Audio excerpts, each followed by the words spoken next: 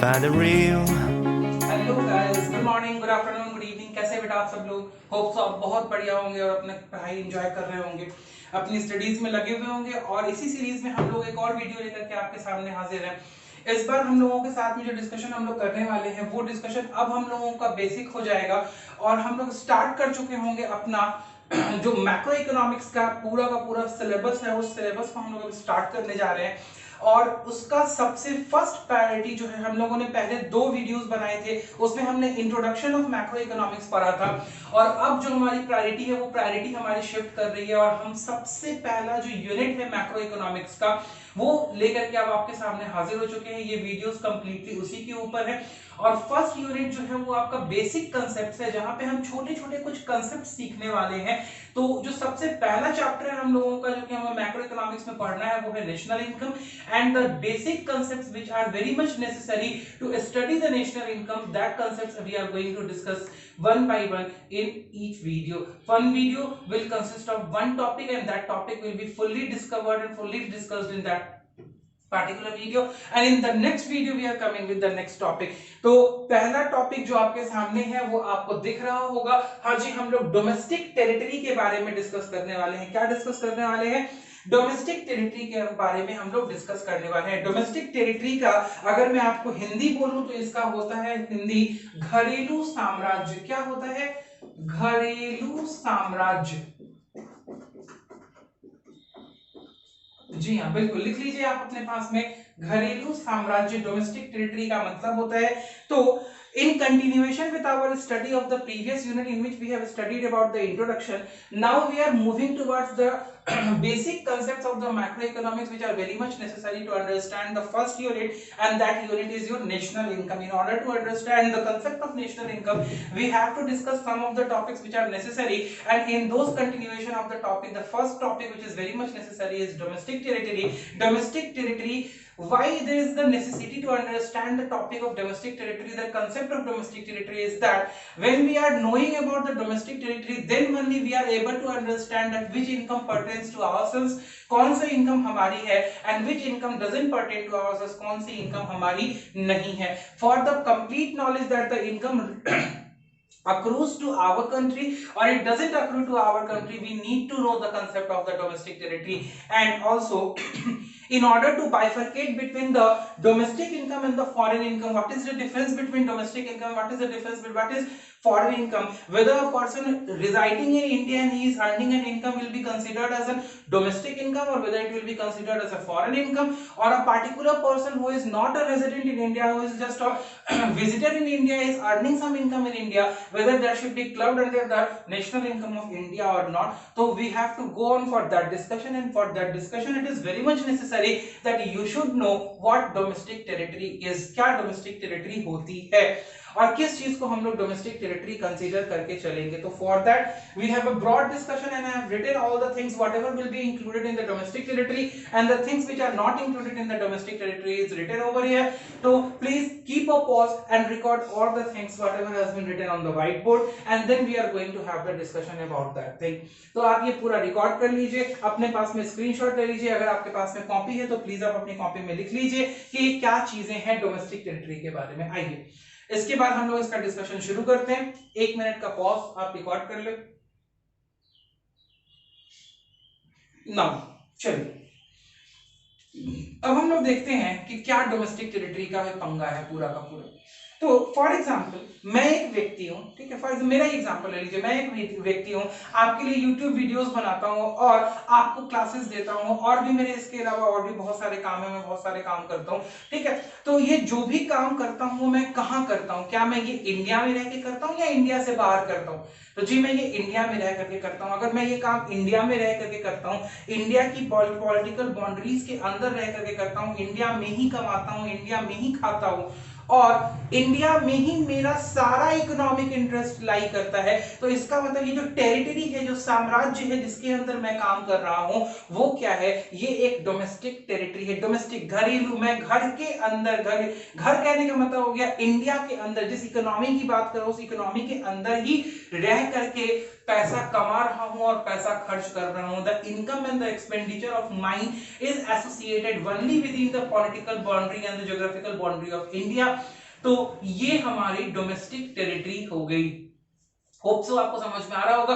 ये इनकम भी मेरी क्या हो जाएगी, डोमेस्टिक इनकम हो जाएगी। मैं आपको पढ़ा रहा हूँ, आपसे फीस ले रहा हूँ, ठीक है, आप भी इंडिया में रह करके पढ़ रहे हैं, मैं भी इंडिया में रह करके पढ़ा रहा हूँ, ठीक है, और ये सारा कुछ, ये जो पूरी इकोनॉमिक एक्टिविटी है जिसके अंदर फाइनेंशियल एक्सचेंज है वो कहाँ हो रहा है, वो इंडिया के अंदर हो रहा है। मेरे ऊपर कौन से रूल्स एंड रेगुलेशंस लग रहे हैं, इंडिया के रूल्स एंड रेगुलेशंस लग रहे हैं। अभी लॉकडाउन पड़ा हुआ है, मैं कहाँ के रूल मान रहा हूँ, मैं मोदी जी के रूल मान रहा हूँ, मैं सेंट्रल गवर्नमेंट के रूल मान रहा हूँ, मैं आपको नहीं पढ़ा पा रहा हूँ अभी क्या फेस टू फेस। तो ये सारी बातें मुझे क्या दर्शाती हैं कि मैं एक पार्टिकुलर डोमेस्टिक टेरिटरी के अंदर रह के काम कर रहा हूं, और वो domestic territory under heads under colon किसकी है, तो वो इंडिया की डोमेस्टिक टेरिटरी है। The law governing the land, the law abiding the land, सब कुछ मैं किसका फॉलो कर रहा हूं, इंडिया का फॉलो कर रहा हूं, ठीक है।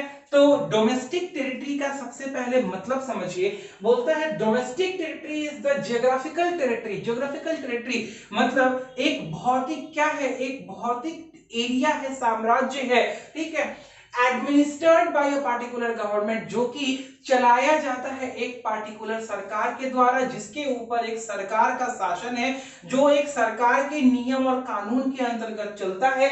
और साथ में बोलता है एंड उसके अलावा बोलता है विदिन विच, जिसके अंदर, विदिन विच जिसके अंदर पीपल या पर्सन, लोग, गुड्स एंड कैपिटल, लोग, व्यक्ति, सामान और पूंजी आराम से सर्कुलेट हो सकती है। बोलता है ज्योग्राफिकल टेरिटरी एक ऐसी ज्योग्राफिकल टेरिटरी जो एक पार्टिकुलर गवर्नमेंट के द्वारा चलाई जाती है, उसका कानून, उसके रूल्स एंड रेगुलेशंस वहां लगते हैं, और उस टेरिटरी के अंदर मूवमेंट के लिए लोगों को, कैपिटल को या गुड्स को कोई भी रोक टोक नहीं है, वो आराम से फ्रीली मूव कर सकता है, ठीक है। अब आप इस चीज पे 2 मिनट पॉज करके आइए मेरे साथ में डिस्कशन कर लीजिए। मुझे इंडिया में केरला जाना है, मुझे इंडिया में जम्मू एंड कश्मीर जाना है, मुझे इंडिया में असम जाना है, मुझे इंडिया में उड़ीसा जाना है, मुझे गुजरात जाना है, गोवा जाना है, किसी भी प्लेस पे जाना है, सामान को जम्मू एंड कश्मीर से चल के कन्याकुमारी जाना है, क्या कहीं कोई रोक टोक है, कोई बैरियर है? नहीं। हाँ, टैक्स बैरियर्स हो सकते हैं, आपको टैक्स पेमेंट करना पड़े, आपको इंटरस्टेट बाउंड्रीज पे चेकिंग करानी पड़े, that is the another thing, वो तो क्या है, वो कानून है। लेकिन कोई ऐसा बैरियर है क्या कि बिना आप गवर्नमेंट से इजाजत लिए, बिना पासपोर्ट लिए, बिना वीजा कराए आप जा सकते हैं? आप आराम से जा सकते हैं, कहीं कोई प्रॉब्लम नहीं है। तो इसका मतलब डोमेस्टिक टेरिटरी का मतलब होता है वो ज्योग्राफिकल एरिया, वो बाउंड्री जिसके अंदर लोग, सामान और कैपिटल आराम से मूव कर सकता है। कैपिटल मूव करने का मतलब भी मैं आपको समझा दूं, जैसे मैं फॉर एग्जांपल अभी बिहार में हूं और यहां से आपके लिए वीडियोस बना रहा हूं, कल मेरा मन करे कि नहीं मैं बिहार से वीडियोस ना बनाऊं, बगल में कोलकाता है, मैं कोलकाता चला जाऊं, वहां से वीडियोस बनाऊं, ठीक है, फिर मेरा मन करे कि नहीं मैं कोलकाता में नहीं रहूंगा, मैं दिल्ली चला जाऊं, मैं दिल्ली से वीडियोस बनाऊं आपके लिए, तो क्या इसमें कोई प्रॉब्लम है? कोई प्रॉब्लम नहीं है। मूवमेंट ऑफ पर्सन के साथ में movement of capital, movement of infrastructure, movement of business में कोई प्रॉब्लम नहीं है। बिहार का व्यक्ति यूपी में जाके काम कर सकता है, यूपी का व्यक्ति दिल्ली में जाके काम कर सकता है, दिल्ली वाला यूके, दिल्ली वाला उत्तराखंड में जाके काम कर सकता है, उत्तराखंड वाला मुंबई में जाके काम कर सकता है, यहाँ पे कोई रोक टोक नहीं है।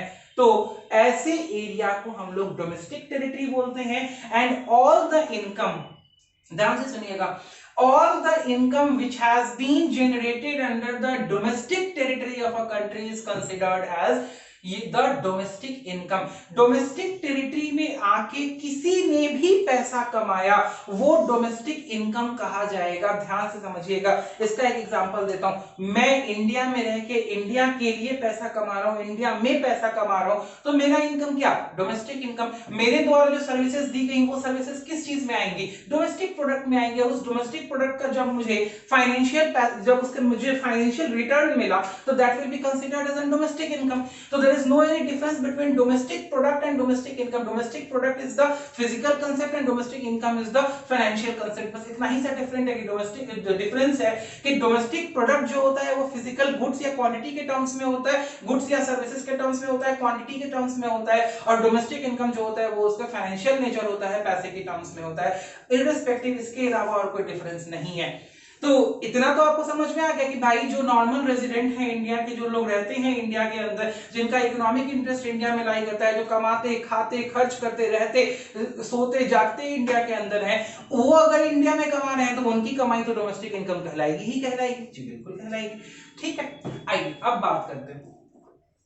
मान लिया कि मेरा एक फ्रेंड है, यूनिवर्सिटी के जमाने का मेरा एक फ्रेंड है, जब हम लोग यूनिवर्सिटी में पढ़ा करते थे, वो आया था मेरे यहाँ जापान से पढ़ सॉरी चाइना से पढ़ने आया था मेरे यहाँ। चाइना के किसी एक देश का रहने, चाइना के किसी एक पार्टिकुलर रीजन का वो रहने वाला था। मान लो कि वो रहने वाला था वुहान का, ठीक है, वो वुहान का रहने वाला था और वो अपनी ग्रेजुएशन की डिग्री लेकर के वापस अपने देश चला गया और वहीं कमाता था। लेकिन 2-3 महीने पहले वो as an assistant professor India में लगा है और अब वो इंडिया में रहता है। ठीक है, वो अब इंडिया में ही रहता है, पिछले 3 साल से वो इंडिया में रह रहा है, तो वो इंडिया का रेजिडेंट हो गया, रह रहा इंडिया में है, तो उसकी डोमेस्टिक टेरिटरी भी इंडिया हो गई। तो वो, क्योंकि देखो है वो सिटीजन कहां का, वो नागरिक कहां का है, वो नागरिक चाइना का है, वो बाय बर्थ चाइनीज है, ठीक है, वो चाइना का रहने वाला व्यक्ति है, लेकिन क्योंकि इंडिया में उसका इकोनॉमिक इंटरेस्ट लाई कर रहा है, तो हम आंख बंद करके बोलेंगे कि डोमेस्टिक टेरिटरी भी उसकी इंडिया है और वो उसका कमाया हुआ पैसा भी चाइना के नेशनल इनकम में नहीं जाएगा, कहां आ जाएगा, इंडिया के नेशनल इनकम में आ जाएगा। और वो domestic income, basically national income को तो अभी छोड़ो, वो इंडिया का डोमेस्टिक इनकम, घरेलू कमाई हो जाएगी इंडिया की। एक तो ये, ठीक है। दूसरा, मेरा उसी टाइम यूनिवर्सिटी के ही टाइम का मेरा एक फ्रेंड था जापान का, ठीक है, जो कि जापान में ही उसकी अपनी कंपनी है और उसने अभी अभी वो क्या हुआ है 2 मंथ के लिए इंडिया में आया है कुछ चीजें सीखने के लिए, किसी वर्कशॉप के लिए, और उस वर्कशॉप में उसको क्या हो रहा है, कुछ पैसा मिल रहा है, उसको कुछ स्टाइपेंड मिल रहा है। मान लिया उसको $10,000 स्टाइपेंड मिल रहा है, 2 महीने का प्रोजेक्ट है और जो वर्कशॉप कराने वाली कंपनी है वो कंपनी इंडियन है, वो कंपनी इंडियन है। तो डोमेस्टिक टेरिटरी उस कंपनी का कहां लाई कर रहा है, इंडिया में लाई कर रहा है, वो कंपनी इंडिया की है, वो व्यक्ति भी इंडिया आया है, लेकिन वो नॉन रेजिडेंट है, that person is non resident, वो इंडिया में परमानेंटली एस्टैब्लिश नहीं है, that my friend is permanently established in Japan. In that case, though the domestic territory lies in India, but the income will not be considered as the domestic income of India. Rather, it is an income which has been earned by a non-resident, a person who is not permanently residing in India. It is an income being generated and earned by a non-resident from the domestic territory, and that will not be included under the domestic income of India. Rather, it should be considered as the foreign income which India is going to pay to abroad. India बाहर वाले को पे कर रहा है, किसको पे कर रहा है, एक जापानीज नेशनल को पे कर रहा है, एंड सेम टाइम एक जापानी रेसिडेंट को पे कर रहा है।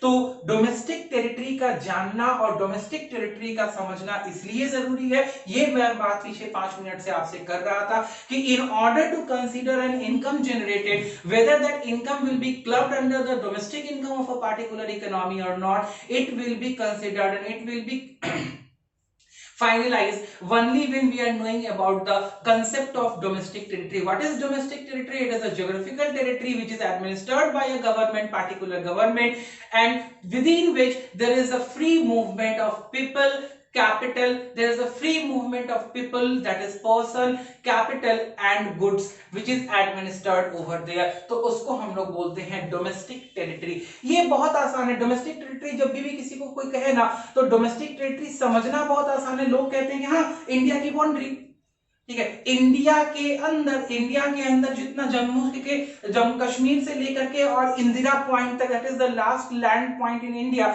वही इंडियन टेरिटरी है। और इधर जो वेस्टर्न कोस्ट से लेकर के ईस्टर्न कोस्ट तक जो जगह है वही इंडियन टेरिटरी है। मतलब north and east and waste India is the best, north and south India is, ठीक है। तो बस इतना अगर आप कह ले, तो यही डायग्राम मैंने बनाया, मैंने बोला नॉर्थ साउथ, वेस्ट ईस्ट हो गया, बात खत्म, इतना ही इंडिया है। This is the political frontier, जो कि राजनीतिक बाउंड्री है, राजनीतिक किनारा है, क्या उतना ही इंडिया माना जाएगा?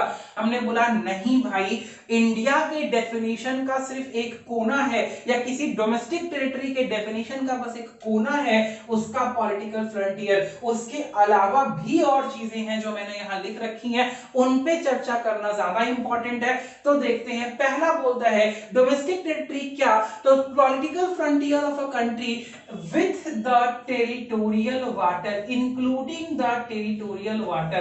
भाई ये टेरिटोरियल वाटर क्या होता है?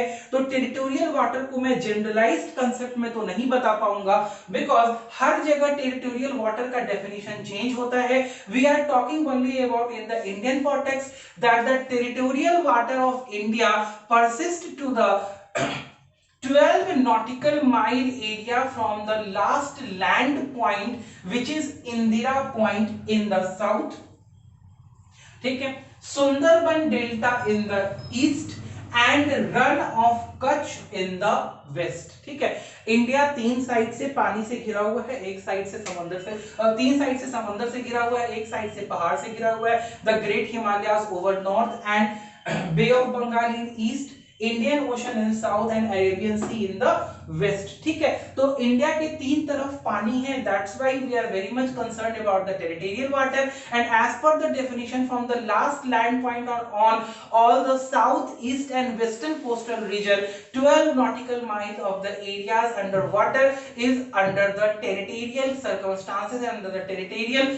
Governance of India. तो इसको भी हम लोग इंडिया की टेरिटरी के अंदर रखते हैं और इंडिया की ही टेरिटरी मानते हैं। तो पानी में 12 नॉटिकल माइल का एरिया जमीनी स्तर के लास्ट पॉइंट से इंडिया का साम्राज्य माना जाएगा और उसके अंदर अगर कोई भी इकोनॉमिक एक्टिविटी होगी, मतलब इसके अंदर अगर कोई भी इकोनॉमिक एक्टिविटी परसिस्ट करती है तो वो सारी इकोनॉमिक एक्टिविटी जो होगी वो इंडियन इकोनॉमिक सिस्टम और डोमेस्टिक इनकम के अंदर तब्दील मानी जाएगी। And all the income which has been generated under this frontier, under this political frontier और within this 12 nautical mile area will be considered as, ध्यान दीजिएगा, mind my language, considered as not the national income of India, it is considered as the domestic income of India. It may be possible that the income may be generated by a person who is a resident, or it may be generated that a person has arrived in India who is a non-resident and he is generating that income. So that income will be considered under the domestic income, but when we are calculating the national income, that income will be excluded out, that income will be subtracted from the domestic income in order to get the national income, because in case of national income we are concerned about only the income which has been generated by a person resident in India. So in that case, when a person is not resident in India and he or she is earning an income from an Indian territory or a domestic territory in India, that should be clubbed under the domestic income, but that shouldn't be clubbed under the national income. This concept is very much important. This concept is very much important because domestic income में भैया बाहर के व्यक्ति का आकर के India में कमाया हुआ, इंडिया के डोमेस्टिक टेरिटरी में कमाया हुआ इनकम कैलकुलेट किया जाएगा। लेकिन जब नेशनल इनकम हम कैलकुलेट करने लगेंगे, राष्ट्र की कमाई कैलकुलेट करेंगे, तो भाई वो वाली कमाई जो कि नॉन रेजिडेंट ने कमाई है वो तो उसने अपने देश के लिए कमाएंगे यार, उसके अपने देश में चला जाएगा, उसके अपने देश में जाके ऐड हो जाएगा। हम क्यों ऐड करें और हम कैसे ऐड करें? ठीक है, तो वो हम ऐड नहीं कर पाएंगे। That's why domestic territory is very important. First definition is that domestic territory refers to the political frontier plus the territorial water, and for the Indian context it is 12 nautical mile from the last land point in the in the southwest and east coastal areas. From the east coastal areas, the last land point is the Sundarban Delta, in the west it is Run of Kutch, and in the south it is Indira Point. Hope so अगर आपने geography पढ़ी होगी तो आपको ये चीजें पता होंगी। अगर आपने ज्योग्राफी अच्छे से नहीं पढ़ी है तो माइंड माय लैंग्वेज, मैं जो बोल रहा हूँ वो चीजें एकदम 100% ट्रू हैं। आइए आगे बढ़ते हैं। तो ये पॉइंट क्लियर हो गया कि भाई डोमेस्टिक टेरिटरी में पहली ये चीज इंक्लूड की जाएगी। नेक्स्ट पॉइंट बोलता है ships and aircraft being owned and operated by an Indian resident या owned and operated by a resident which is flying and which is serving between two or more countries which are not from the origin of India। मैं एकदम clearly आपको बोलता हूँ, समझाने की कोशिश करता हूँ। बोलता है ships and aircraft which is owned and operated by a resident कोई शिप है, कोई पानी की जहाज है, या कोई एयरक्राफ्ट है, कोई फ्लाइट है जो कि ओन्ड और ऑपरेटेड, दो शब्द है, ओन्ड जिसके कि मालिक भी इंडिया का कोई व्यक्ति है और ऑपरेटेड जिसको चला भी इंडिया का कोई व्यक्ति रहा है, मतलब कि मालिक और चलाने वाला जो कंपनी है या जो पर्सन है वो सेम है, वो इंडिया का रहने वाला है। जैसे एयर इंडिया हो गई, इंडिगो हो गई, विस्तारा एयरलाइंस हो गई, किंगफिशर तो बंद हो गई है, और आपका स्पाइस जेट हो गया, ठीक है। तो ये सारी कंपनीज ये क्या है, ये ओन्ड एंड ऑपरेटेड किसके द्वारा है, इंडियन रेजिडेंट्स के द्वारा है। बोलता है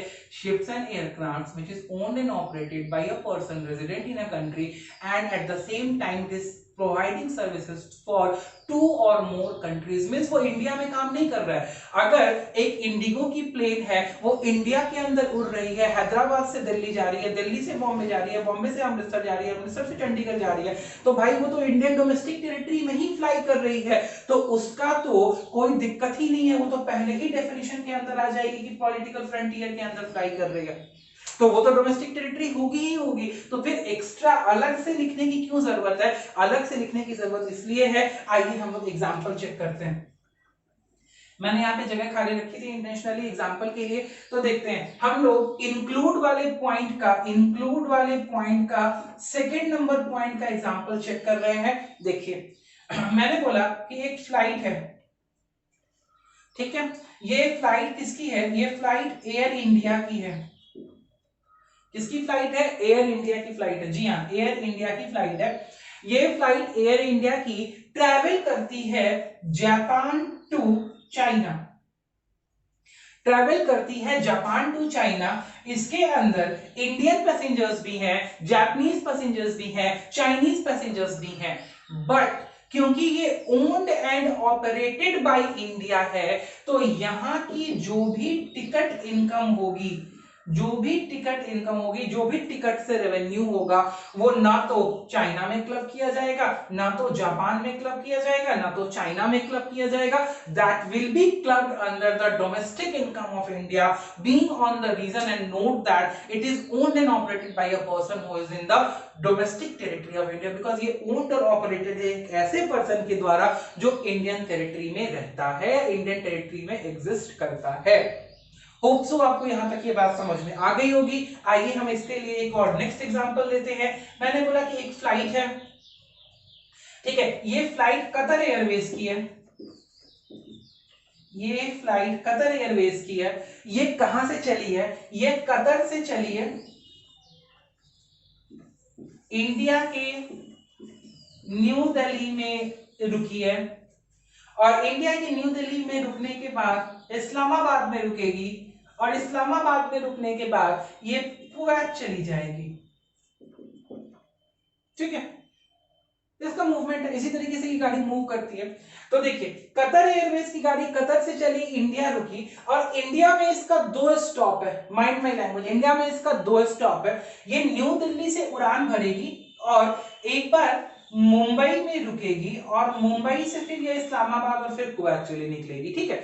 तो देखिएगा, और एक पर्सन एक्स है जो कि जिसको कि इंटरनेशनल फ्लाइट में ट्रैवल करने का शौक है। उसने बोला कि मुझे न्यू दिल्ली टू मुंबई जाना है, लेकिन मैं डोमेस्टिक कैरियर से नहीं जाऊंगा, मैं गो एयर से नहीं जाऊंगा, मैं इंडिगो से नहीं जाऊंगा, स्पाइस जेट से नहीं जाऊंगा, मैं जाऊंगा तो भाई इसी कतर एयरवेज की फ्लाइट का टिकट कटाऊंगा और इसके बिजनेस क्लास में बैठ के ट्रेवल करूंगा। मेरा मन है कि मैं दिल्ली टू मुंबई जाऊं और इसी फ्लाइट में जाऊं, ठीक है। अब देखिए कतर एयरवेज की ये प्लेन जब दिल्ली से फ्लाई करी और मुंबई में लैंड करी, तो ये डोमेस्टिक टेरिटरी किसका था? As per the first definition, it is the political frontier of India. India का पॉलिटिकल फ्रंटियर है। आप बोलते हैं हाँ सर बिल्कुल, तो डोमेस्टिक टेरिटरी तो इंडिया का है, अगर देखें तो ज्योग्राफिकल एरिया तो इंडिया का है। मैंने बोला बिल्कुल ठीक, ज्योग्राफिकल एरिया जो है वो इंडिया का है। लेकिन दिक्कत बेटा यहाँ पे ये है कि ये जो एरिया है, ये according to the second definition, the ship and the aircraft is owned and operated not by an Indian associate, but it is owned and operated by a person or a company which is associated from where? Qatar. तो इसको हम लोग कभी भी India का domestic territory consider नहीं करेंगे, and if it is not considered as the domestic territory of India, it won't be considered as the domestic income of India. ठीक है। अगर ये टेरिटरी ही कंसिडर नहीं होगा तो फिर यहां की कमाई कभी भी इनकम जो होगी वो इंडिया की डोमेस्टिक इनकम कंसिडर नहीं की जाएगी। होप सो आपको ये बात समझ में आ गई होगी। आइए हम लोग नेक्स्ट एग्जांपल देखते हैं। तो आपको ये ना अभी मैं तुरंत इस पूरी बात को आप क्या कर जाएंगे ना, आपको लगेगा भी नहीं कि मैंने याद किया और आप पूरी बात याद कर जाएंगे। डोमेस्टिक टेरिटरी इंक्लूड्स, तो सबसे पहले क्या हो गया, पॉलिटिकल फ्रंटियर हमारे डोमेस्टिक टेरिटरी के अंदर आता है। Political frontier plus 12 nautical miles तक जो हमारा पानी में जगह है वो पानी हमारे लिए हो गया, ये ओन्ड वाटर हो गया, अपनी पानी हो, अपना पानी हो गया अकॉर्डिंग टू द डेफिनेशन। ठीक है। और 12 नॉटिकल माइल्स के एरिया के बाद जो वाटर बॉडीज बचती हैं, देखो मैंने क्या बोला, 12 नॉटिकल माइल एरियाज के बाद जो वाटर बॉडीज बचती हैं उसको हम लोग एक इंटरनेशनल वाटर बोलते हैं। जहां पे अपना राइट नहीं है, अपना एक्सक्लूसिव राइट नहीं है, उसको हम लोग क्या बोलते हैं बेटा, तो that is considered as international water. क्या बोलेंगे, इंटरनेशनल वाटर। लिख लीजिएगा। टेरिटोरियल वाटर और इंटरनेशनल वाटर दो चीजें हैं। तो for the Indian context we can say that when we are having when we are in the area which is 12 nautical mile from the last land point of India, then it is considered as the territorial water, and the water body which is extending the territorial water, जो कि territorial water के बाद है, will be considered as the international water body। उसको हम लोग international water body बोलेंगे। international water body पे यूनाइटेड नेशन ऑर्गेनाइजेशंस का कंट्रोल है और उस कंट्रोल के हिसाब से ही बाकी देशों का उसके अंदर कंट्रोल होता है। बाकी देशों को अगर कोई बिजनेस एक्सट्रैक्शन और बिजनेस एवेन्यूज उस पानी में तलाशना है तो इसके लिए उनको एक्सक्लूसिव राइट्स खरीदना पड़ता है। ठीक है, जो कि एक्सक्लूसिव राइट्स हमारे यूएनओ के एक स्टैंडर्ड कमिटी के द्वारा क्या किया जाता है, बेचा जाता है, यू कैन से। तो इसके लिए हम लोग क्या करते हैं, उसको हम लोग इंटरनेशनल वाटर बोलते हैं। क्योंकि थर्ड पॉइंट पे इंटरनेशनल वाटर है, इसीलिए मैंने पहले इंटरनेशनल वाटर आपको समझाया। अब हम लोग थर्ड पॉइंट पे आते हैं। थर्ड पॉइंट बोलता है fishing vessels, oil rigs and the floating platforms. तीन बातें इसने कही बेटा, आइए हम लोग बात करते हैं। पहला बोलता है फिशिंग वेसल्स, सेकेंड बोलता है oil and natural gas rigs and the floating platforms. तीन चीजें मैं आपको समझाऊंगा। Floating platforms operated by the resident of a country in the international water where they have exclusive right of operation। बहुत important point बोलता है, आपने कोई फिशिंग वेसल, कोई नेचुरल गैस या ऑयल एक्सट्रैक्शन के जो पेट्रोलियम रिग्स होते हैं, रिग्स का हिंदी छन्नी होता है, तो यहाँ पे छन्नी कहने का मतलब कि बहुत बड़ा सा एक सेटअप जहां से आप नेचुरल गैस और पेट्रोलियम को, जो क्रूड पेट्रोलियम होता है उसको निकाल रहे हैं। आपको पता ही है कि क्रूड पेट्रोलियम या नेचुरल गैस जो होता है वो सीबेड में होता है और वहां से निकलता है, तो उसके लिए बहुत बड़ा प्लांट लगाया जाता है, जैसे कि कृष्णा गोदावरी बेसिन में रिलायंस ने नेचुरल गैस एक्सट्रैक्शन के लिए लगा रखा है। ठीक है, तो ऐसे जैसे बॉम्बे हाई है इंडिया का जो सबसे पहला आपका पेट्रोलियम एक्सट्रैक्शन, बॉम्बे हाई, ठीक है, नाम हो सकता है आपने सुना होगा ज्योग्राफी में। ठीक है, जो इंडिया का सबसे पहला पेट्रोलियम एक्सट्रैक्शन सेंटर था। तो ये बोल रहा है कि अगर कोई फिशिंग वेसल है, फिशिंग वेसल मतलब क्या होता है बेटा, बहुत बड़ी बड़ी शिप्स जो है ना वो बहुत बहुत टाइम के लिए समुद्र में छोड़ी जाती हैं ताकि वो मछली को क्या कर सके, मछली को कलेक्ट करके ला सके। ठीक है, फिशिंग करके।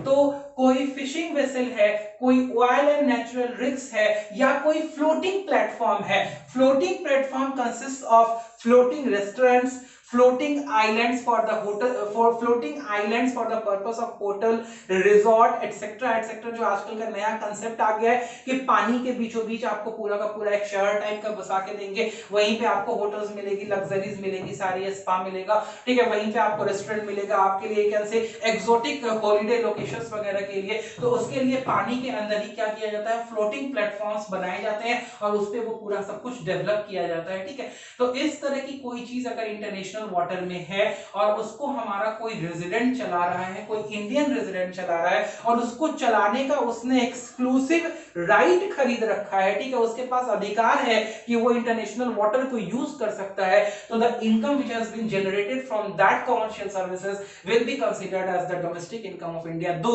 The area is in the international water but that income is considered as the domestic income because that territory will be considered as the domestic territory and that is considered as the domestic territory as per the definition। वो definition के हिसाब से domestic territory consider की जाएगी। Hope सो आपको यहां तक की बात समझ में आ गई होगी। आइए आगे बढ़ते हैं। तो नेक्स्ट बोलता है, पहला हो गया पॉलिटिकल फ्रंटियर, दूसरा हो गया जो कि शिप्स और एयरक्राफ्ट हम ऑपरेट कर रहे हैं दो कंट्री के बीच में, तीसरा हो गया हमने fishing vessel, oil and natural gas ring या फ्लोटिंग प्लेटफॉर्म लगा रखा है, और चौथा जो इंपॉर्टेंट है कि कोई एम्बेसी है, कोई कॉन्सुलेट है या कोई मिलिट्री एस्टेब्लिशमेंट है आपका, आपने उसको किसी दूसरे देश में लगा रखा है, तो वो उस देश की डोमेस्टिक टेरिटरी नहीं मानी जाएगी, वो डोमेस्टिक टेरिटरी मानी जाएगी कहां की? डोमेस्टिक टेरिटरी मानी जाएगी आपके देश की। ठीक है, अब इसके लिए आपको क्या होगा, एग्जाम्पल बताना पड़ेगा। तो एग्जाम्पल के लिए आइए चलते हैं मूवी में। मूवी पीके, पीके में हमने क्या देखा था? पीके में हमने देखा था कि एक लड़का था, ठीक है, एक लड़की थी अनुष्का शर्मा, और एक लड़का था सुशांत सिंह राजपूत, ठीक है, जिसका की नाम सरफराज था, और वो लोग कहीं बाहर रहते थे, बाहर पढ़ते थे किसी फॉरेन कंट्री में। तो वहां पे उन लोगों की उनके पार्टिकुलर कंट्रीज की एम्बेसी थी, और लास्ट में जब एपिसोड हो रहा होता है उस फिल्म में, मूवी में, तो वहां पे एक फोन लगाया जाता है पाकिस्तानी एम्बेसी से सरफराज को। ठीक है, होप सो अगर आपको मूवी याद आ रही होगी तो आपको वो सीन याद आ रहा होगा जहां पे गुरुजी बैठे रहते हैं, मनका वाली बात होती रहती है, तो वहां पे एक फोन लगाया जाता है पाकिस्तानी एम्बेसी से उसके पाकिस्तान वाले घर। ठीक है, तो एम्बेसी क्या होती है और कॉन्सुलेट क्या होता है? हाँ जी, आपको एकदम फ्लैशबैक में चीजें सारी याद आ गई, आपका मूड रिफ्रेश हो गया। अब समझिए कि क्या चीज होती है एम्बेसी। मान लो कि कोई एक विदेशी जगह है, विदेश है, फॉरेन कंट्री है, और वहां पे हमारे अपने देश के कुछ लोग रहते हैं, तो उन लोगों के वहां पे सही तरीके से रहने सहने, उनको कोई पॉलिटिकल, कोई फाइनेंशियल, कोई लीगल प्रॉब्लम ना आए, इसके लिए हर देश का एक दूतावास, ठीक है, कॉन्सुलेट का हिंदी होता है दूतावास, ठीक है, एक दूतावास वहां पे होता है जिसको हम लोग एम्बेसी ऑफिस बोलते हैं। एम्बेसी और कॉन्सुलेट में क्या डिफरेंस होता है? एम्बेसी जो होती है ना, वहां एम्बेसडर बैठते हैं, और एम्बेसडर जो होता है, राजदूत जिसको बोलते हैं, एम्बेसडर और राजदूत ये दोनों ही गाड़ी का नाम है, लेकिन ये बहुत बड़ा पोस्ट है। It's a post from Indian foreign services जो कि यूपीएससी कंडक्ट कराती है। तो आईएफएस जो होता है, जो एम्बेसी के अंदर बैठता है, जो एम्बेसडर होता है, वो दो देशों के बीच में political connection and we can say foreign relations maintain कराने का एक मीडियम होता है, एक माध्यम होता है। ठीक है, वो एम्बेसी में बैठता है और उसके ऑफिस को एम्बेसी बोलते हैं। और कॉन्सुलेट का मतलब होता है दूतावास, जो पब्लिक रिलेशन ऑफिस होता है for the persons of those country of which the office is and they are residing in that particular foreign country। जैसे एग्जांपल के लिए बता दूं कि इंग्लैंड में इंडिया की embassy, there it is the office of the ambassador of India who has been assigned to England। ठीक है, और इंग्लैंड में इंडिया का consulate is the office for the public dealing with those Indians who are residing back in England. ठीक है, तो बोलता है वैसे ही अगर इंग्लैंड की या यूएस की एम्बेसी इंडिया में है, तो US embassy is the office place of the ambassador of the US who has been assigned the duty to be the ambassador in India, and consulate is the place for those US citizens who are residing in India for any purpose for the interaction with their US offices, or you can say the US country। ठीक है, तो ये होता है embassy और consulate में difference. ठीक है, तो बोलते हैं embassies, consulates and the military establishment of a country in any other country। अगर कोई एम्बेसी है, कोई कॉन्सुलेट है, या कोई मिलिट्री एस्टेब्लिशमेंट है, जैसे यूएस की मिलिट्री एस्टेब्लिशमेंट पाकिस्तान के अंदर, जैसे यूएस की military establishment you can say Iraq के अंदर, यूएस की military establishment you can say Afghanistan के अंदर। इसमें हम लोग यूएस का एग्जांपल ले सकते हैं बिकॉज उसने ही अपने मिलिट्री एस्टेब्लिशमेंट बहुत सारे देशों में बना रखे हैं, बाकी किसी देश की तो इतनी हिम्मत है नहीं कि वो दूसरे देश में जाकर के मिलिट्री एस्टेब्लिशमेंट्स बनाए। ठीक है, तो यूएस के जो मिलिट्री एस्टेब्लिशमेंट्स हैं, या किसी एक देश का जो एम्बेसी और कॉन्सुलेट है जो कि किसी दूसरे देश में है, वो उस देश की डोमेस्टिक टेरिटरी नहीं होती है, rather it is the domestic territory of the country which is operating over there, जो वहां ऑपरेट कर रहा होता है। ठीक है। तो अगर कोई रशिया की एम्बेसी है फ्रांस के अंदर, तो वो रशियन एम्बेसी जो होगी वो रशिया की डोमेस्टिक टेरिटरी है, वहां से जनरेटेड इनकम अगर कुछ होता है तो वो रशिया के डोमेस्टिक इनकम में क्लब होगा, ना कि फ्रांस के। अगर यूएस की कोई एम्बेसी इंडिया में है तो वो यूएस की जनरेटेड इनकम है, वो यूएस की डोमेस्टिक टेरिटरी है, ना कि इंडिया की। And I like that, India की अगर कोई एम्बेसी या कॉन्सुलेट है या इंडिया का कोई मिलिट्री एस्टेब्लिशमेंट अगर किसी दूसरे देश में है तो वो इंडिया का डोमेस्टिक टेरिटरी माना जाएगा, ना कि उस पार्टिकुलर देश का जिस देश में वो है। तो डोमेस्टिक टेरिटरी का ये कंसेप्ट, चार बातें, political frontier, territorial water, ships and aircraft operated, fishing vessels, floating platforms, oil and natural gas rigs in the international water of whom there is an exclusive right. And fourth point is that embassies, consulates and the military establishments of a particular country operated in another country will be considered as the domestic territory of a particular country, and the income, all the income which has been generated over there will be considered as the domestic income, whether it is generated by them, which is earned by the normal resident or it is earned by a foreign resident। ठीक है, यहां तक बात आपको clear हो गई होगी, hope so कहीं कोई कंफ्यूजन आपको नहीं होगा।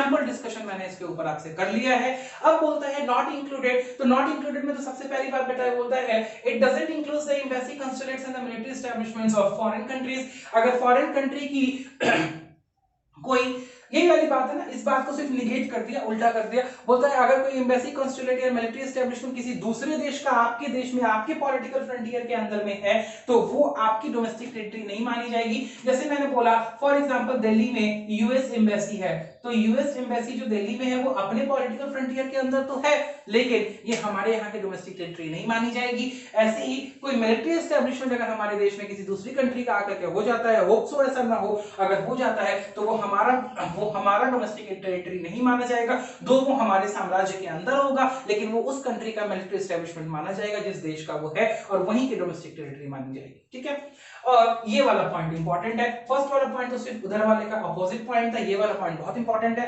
बोलता है कोई इंटरनेशनल ऑर्गेनाइजेशन है तो वो डोमेस्टिक टेरिटरी के अंदर नहीं आएगा। The reason being that on the international organisations the local government और the regional government has no any power to administer upon. ठीक है, लोकल गवर्नमेंट को या जो उस कंट्री की जो डोमेस्टिक गवर्नमेंट है उसको उसके ऊपर कोई भी अधिकार नहीं होता है, किसी भी चीज का, किसी भी बात का कोई राइट नहीं होता है। वो जितनी भी इंटरनेशनल ऑर्गेनाइजेशंस है, जैसे WHO हो गया, यूनिसेफ हो गया, यूनेस्को हो गया, ILO इंटरनेशनल लेबर ऑर्गेनाइजेशन हो गया, ठीक है, या इंटरनेशनल कोर्ट ऑफ जस्टिस हो गया, या इंटरनेशनल पुलिस हो गया, ठीक है, जो भी हो गया, इंटरपोल हो गया, इन सब चीजों को ये कहीं का भी डोमेस्टिक टेरिटरी कंसीडर नहीं किए जाएंगे। ये डोमेस्टिक टेरिटरी कंसीडर किए जाएंगे जहां इनका हेड ऑफिस होगा। ठीक है, please note that point, it is very important, यहां पे मैंने नहीं लिखा है। ठीक है, it will be considered as the domestic territory. जैसे WHO का जो हेड ऑफिस है वो जिनीवा में, मुझे WHO का पता है कि वो जिनीवा में हेड ऑफिस है। ठीक है, तो इस तरीके से वो उनका हेड ऑफिस जहां होगा वो वहां की डोमेस्टिक टेरिटरी कंसीडर किए जाएंगे। वो किसी भी देश में ऑपरेट करें, कहीं भी उनकी ब्रांचेस ऑपरेट करें,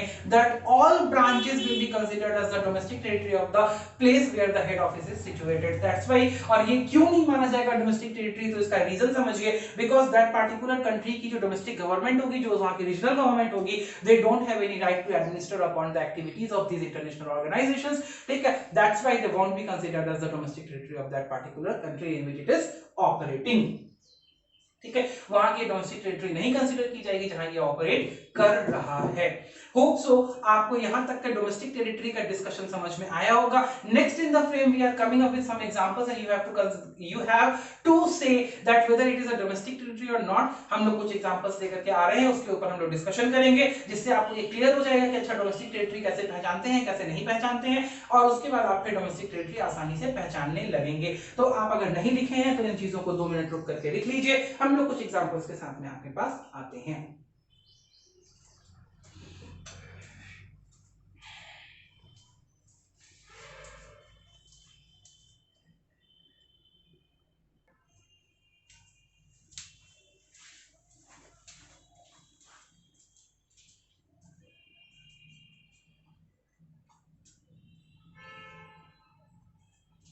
हाँ जी बेटा, आइए कुछ एग्जांपल्स हैं जो कि नॉर्मल हम लोगों को डिस्कस करने हैं कि ये डोमेस्टिक टेरिटरी के में फॉल करते हैं या फॉल नहीं करते हैं। तो मैंने यहाँ पे आपको कुछ बेसिक एग्जांपल्स दिए हैं, आइए हम लोग इन पर डिस्कस करते हैं। एक बार आप ये सारे एग्जांपल्स देख लीजिए, आप अपने मन में इनका एक सॉल्यूशन देख लीजिए कि आपको क्या लगता है। पॉज करके 1 मिनट आप अपने पास में एक रफ में नोट कर लीजिए सॉल्यूशंस कि हाँ मुझे लगता है कि ये सॉल्यूशन इसका होना है, ये डोमेस्टिक टेरिटरी होगी या नहीं होगी, और उसके बाद we are going to have the discussion कि ये डोमेस्टिक टेरिटरी है या नहीं है, ये डिस्कशन हम लोग करते हैं। चलिए तो हम देखते हैं, पहला बोलता है a company owned by a non resident in India. Company owned by a non resident, resident हो नॉन रेजिडेंट हो कोई भी हो, अगर कंपनी इंडिया के अंदर है, इन इंडिया, तो भाई ये क्या होगा, ये हमारे क्योंकि पॉलिटिकल फ्रंटियर्स के अंदर है, और हमारे डेफिनेशन में क्या कहा जाता है कि डेफिनेशंस में ये कहा जाता है कि सिर्फ 2 चीजें इंक्लूड नहीं होती हैं, अगर कोई फॉरेन एम्बेसी होगी, कॉन्सुलेट होगा, मेडिकल एस्टेब्लिशमेंट होंगे, WHO, इंटरनेशनल ऑर्गेनाइजेशन, UNO, इन सब का ऑफिस होगा, तो वो डोमेस्टिक टेरिटरी में नहीं इंक्लूड होगा। हमने जो यहाँ पे नॉट इंक्लूडेड वाला यहाँ पे सेगमेंट दिया था, तो उस बिहाफ पे अगर उस डेफिनेशन से बात करें तो ये तो इंक्लूड होगा, तो it is included in the domestic territory, ये हमारा डोमेस्टिक टेरिटरी है।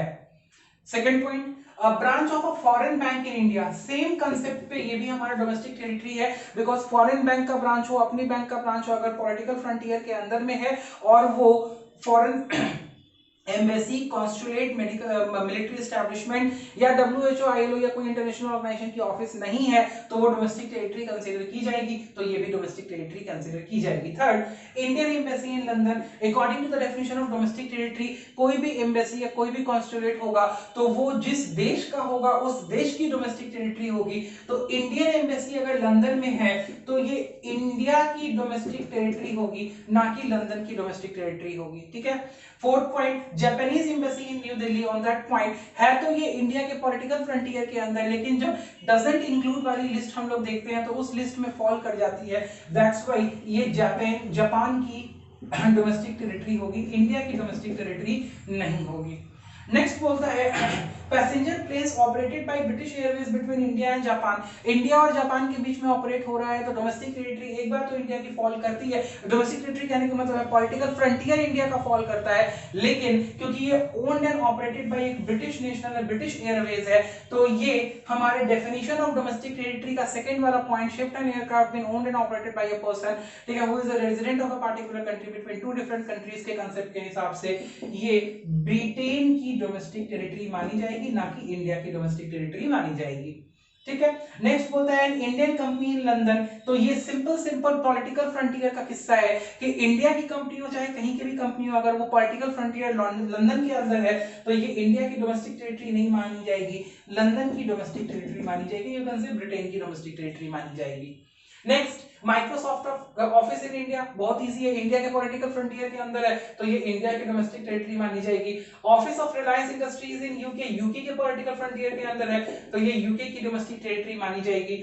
Branch of SBI in China, तो ये चाइना की डोमेस्टिक टेरिटरी मानी जाएगी, चाइना के कहां है, तो चाइना के पॉलिटिकल फ्रंटियर के अंदर है, और ये उन पॉइंट्स में नहीं आता है कि ये शिप है, एयरप्लेन है या ऑपरेटेड है या दिस है दैट है, तो इस वजह से ये चाइना की डोमेस्टिक टेरिटरी मानी जाएगी।